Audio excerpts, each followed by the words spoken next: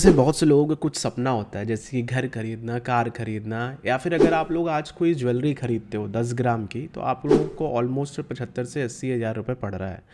लेकिन दोस्तों क्या हो, अगर वही चीज़ें आप 10 साल बाद खरीदना चाहो तो एक इन्फ्लेशन नाम की चीज़ होती है जो आप लोगों की चीज़ों को महंगा करती जाती है।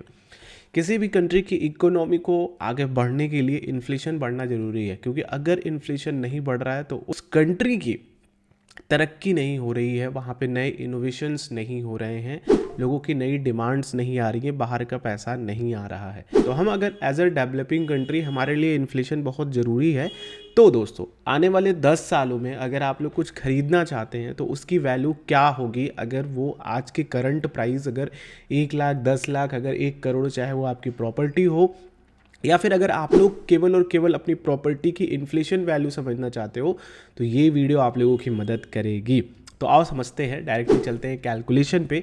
तो देखो ये कैलकुलेशन काम कैसे करता है। जैसे कि मान लो कि इन्फ्लेशन रेट अभी फ़िलहाल के लिए 6% से 4% से 6% के बीच में रहता है, तो वो 4 से 6% को हम लोग ऑन एन एवरेज 5% कर देंगे। ये हमारा इन्फ्लेशन रेट होगा, ठीक है।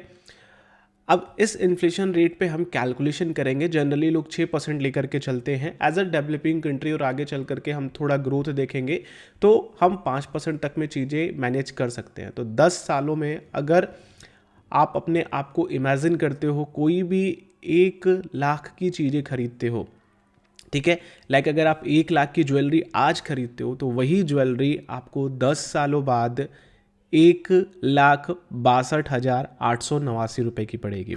यानी कि आपकी जो प्रेजेंट वैल्यू है, जो भी आप लोगों के एसेट्स हैं, उनकी वैल्यू 1,62,000 हो जाएगी, जो अभी फ़िलहाल के लिए 1 लाख रुपए पे है। वहीं पे दोस्तों अगर ये इन्फ्लेशन बढ़ कर के 6% हो जाता है, यानी कि दोस्तों अब आप लोगों को जो 1 लाख रुपए की चीज़ें आज के समय में मिलेगी, वही 10 साल बाद 1,79,000 में मिलेंगी।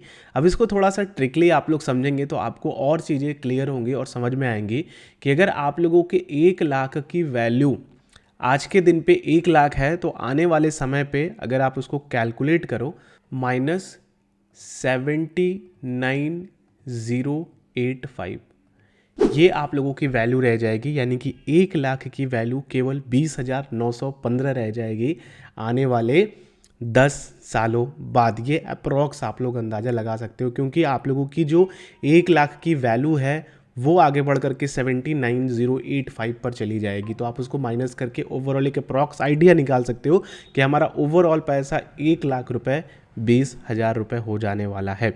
अब दोस्तों यहाँ पे हमें अपनी फाइनेंशियल प्लानिंग बहुत ही सिक्योर तरीके से करनी चाहिए।